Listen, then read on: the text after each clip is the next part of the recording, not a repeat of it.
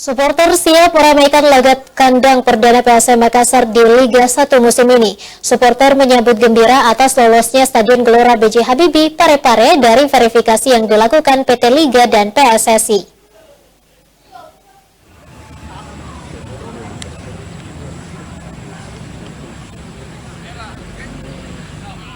PSM Makassar akan melakoni laga kandang perdana di Liga 1 2022-2023 melawan Bali United. Pertandingan kedua tim akan berlangsung di Stadion Gelora B.J. Habibie Parepare pada Jumat mendatang.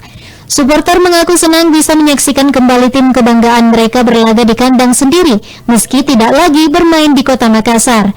Supporter siap meramaikan laga PSM melawan Bali United yang akan digelar di kota Parepare, Sulawesi Selatan. Meski jaraknya cukup jauh dari kota Makassar, namun supporter ingin hadir ke stadion mendukung langsung setelah sekian lama absen karena pandemi COVID-19. Supporter pun menyambut gembira atas lolosnya Stadion Gelora B.J. Habibie Parepare sebagai home base PSM Makassar dari verifikasi yang dilakukan PT Liga Indonesia Baru dan PSSI.